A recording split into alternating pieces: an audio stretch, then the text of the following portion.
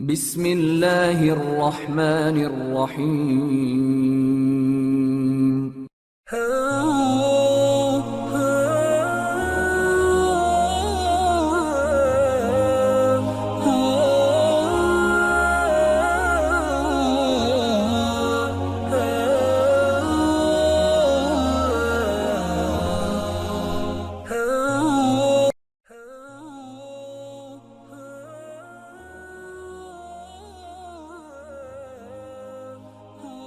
نبی کریم علیہ الصلوۃ والسلام کی ذات اقدس کے حوالے سے سلسلہ پنجتنی نے نوجوان نسل کی بہتر رہنمائی اور آگاہی کے لیے ایک سلسلہ وار پروگرام فوق البشر کی عنوان سے ترتیب دیا ہے۔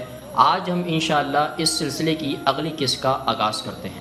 سماجی ڈھانچے کو بھی دیکھیں تو مکے میں صرف ایک قبیلہ یعنی قریش کا راج تھا۔ اس کی وجہ سے اس شہری علاقے میں نسبتاً توازن اور استحکام قائم چلا آ رہا تھا۔ وہاں ایک تجار کونسل اور سیاسی ڈھانچے کا وجود تھا۔ اس کے برعکس مدینے میں کئی قبائل آباد تھے اور ان کے بیچ تقریباً ہمیشہ سے ہی زرعی زمین کی ملکیت تنازع کا باعث رہی تھی۔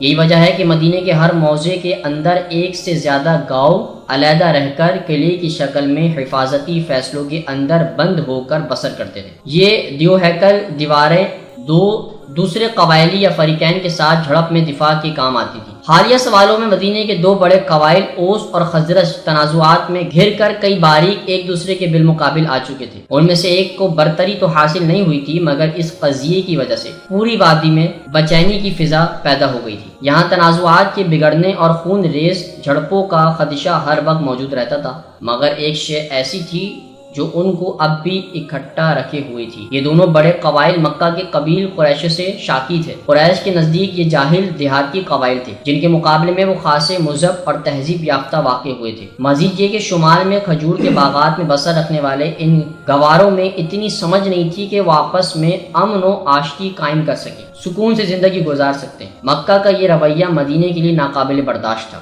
اس کو اجتماعی طور پر اکٹھا قائم رکھنے پر مجبور کرتا تھا، اور مندرجہ بالا نکات میں جن کے سبب مدینہ آپ علیہ السلام اور آپ علیہ السلام کے پیروکار کے لیے نئی منزل بن گیا۔ مدینے کی طرف ہجرت خاموشی سے شروع ہوئی اور اس بابت پہل مکے میں کسی کو کانوں کان خبر تک نہیں ہوئی۔ ہجرت کا خیال پہلی بار اس برس حج کے موقع پر منظر عام پر لایا گیا۔ پچھلے کئی برسوں سے ہر سال حج کے موقع پر نبی کریم علیہ السلام زائرین کو الہامی پیغام سے آگاہ کرتے آئے ہیں۔ اس بابت باقاعدہ تبلیغ کیا کرتے تھے۔ سالانہ اجتماع میں شرکت کی غرض سے آنے والے زائرین مکہ سے باہر خیمے نصب کر کے پڑاؤ ڈالا کرتے تھے۔ آپ علیہ السلام اپنے پیروکاروں کے ہمراہ ان خیمے بستیوں میں گشت کرتے اور زائرین کے سامنے قرآنی آیات کی تلاوت کرتے تھے۔ برس کی اس کڑی مشق کے باوجود آج تک زائرین میں سے کوئی ایک شخص بھی قائل تو نہیں ہوا تھا، مگر ان میں سے تقریباً سب ہی لوگ آپ علیہ السلام کے پیغام کو سننے پر ہمیشہ آمدہ رہا کرتے تھے۔ معزز دوستو، آج کی گفتگو کا اختتام ہوا۔ انشاءاللہ کل آپ سے پھر ملاقات کریں گے ایک نئے ذکر اور فکر کے ساتھ۔ اپنا بہت سارا خیال رکھیے گا۔ اللہ حافظ۔